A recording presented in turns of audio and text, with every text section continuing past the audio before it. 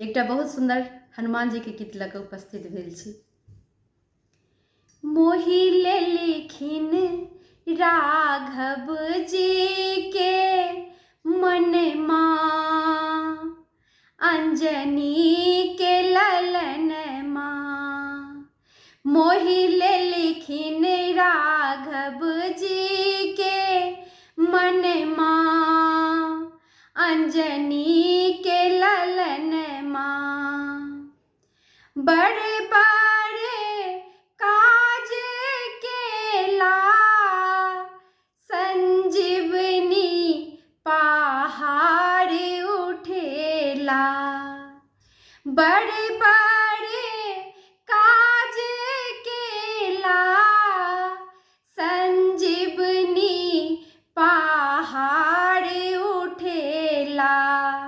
बचा लेलखिन लखन जी के परनमा, अंजनी के ललनमा।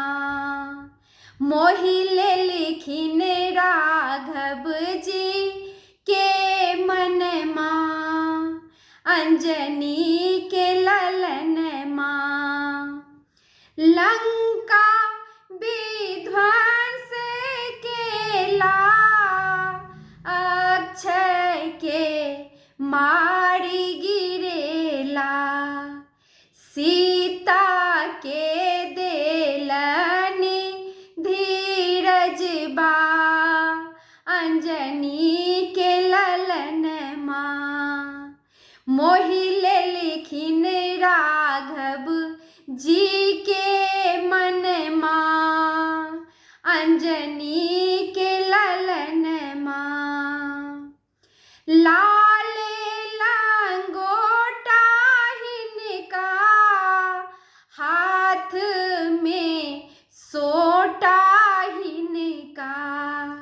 लाल लंगोटा हिनका, हाथ में सोटा हिनका। भक्त के छथ हितकारी, कल्कि में बलशाली। माँ सिया राम के भजन माँ, अंजनी के ललनमा। मोहि लेलखिन राघव जी के मनमा, अंजनी के ललनमा।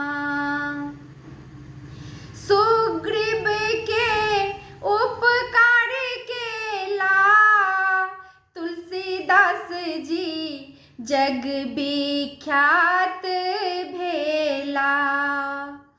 तीनू लोक में यश कृति के गुण गनमा, अंजनी के ललनमा।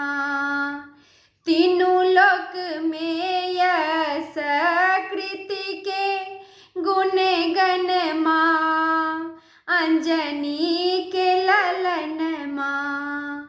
मोहि लेलखिन राघव जी के मनमा, अंजनी के ललनमा। मोहि लेलखिन राघव जी के मनमा, अंजनी के ललनमा। धन्यवाद। और एहि गीतक रचनाकार छथिन श्रीमती रेखा रानी ठाकुर दीदी।